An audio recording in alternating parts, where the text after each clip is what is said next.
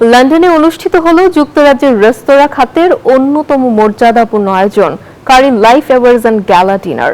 প্রবাসী বাংলাদেশি উদ্যোক্তাদের সাফল্যের গল্পে মুখরিত এই ঝলমলে সন্ধ্যায় উপস্থিত ছিলেন ব্রিটিশ রাজনৈতিক, গণমাধ্যম কর্মী ও রন্ধন শিল্পের খ্যাতনামা ব্যক্তিত্বরা।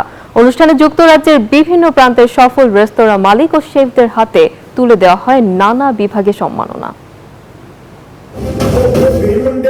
12 অক্টোবর সন্ধ্যায় লন্ডনের ওয়েস্টমিনস্টার মেরিয়ট হোটেলের বলরুমে অনুষ্ঠিত হয় কারি লাইফ ম্যাগাজিন আয়োজিত এবছরের 16তম কারি লাইফ অ্যাওয়ার্ডস।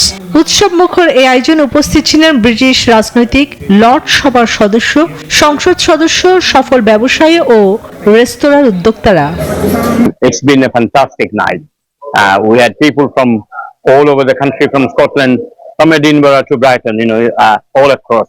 রেডফোর্ট রেস্টুরেন্টের উদ্যোক্তা এবং ব্রিটিশ কারি ইন্ডাস্ট্রির পথিকৃৎ আমিন আলীকে দেওয়া হয় লাইফ টাইম অ্যাচিভমেন্ট অ্যাওয়ার্ড। উপমহাদেশের রন্ধন শিল্পকে যুক্তরাজ্যে প্রতিষ্ঠিত করা ও আধুনিকায়নের অগ্রদূত হিসেবে তার অবদানকে এই সম্মাননা দিয়ে স্বীকৃতি জানানো হয়। We are very, very immensely proud of ourselves and of our communities for this tremendous honour. আমাদের ভালো বলতে যে কাস্টমার থেকে দেখা করে ওরা দেখে যে আসলে কি আমরা বিজনেস করতেছি। আজকে আমরা restaurant of the year award achieve করতে ভালো লাগে। অনুষ্ঠান সঞ্চালনা করলে ITN এর নিউজ প্রেজেন্টার নিনা হোসেন। প্রধান অতিথি হিসেবে উপস্থিত ছিলেন ব্রিটিশ সরকারের সংস্কৃতি বিষয়ক উপমন্ত্রী স্টেফেনি পিকক MP। এছাড়া উপস্থিত ছিলেন লর্ড করন Bilimoria MP, Rushnara Ali, ওয়েলজি মর্টন MP, mic week MP এবং বেন ওবেজি জেকটি MP সহ অনেকে।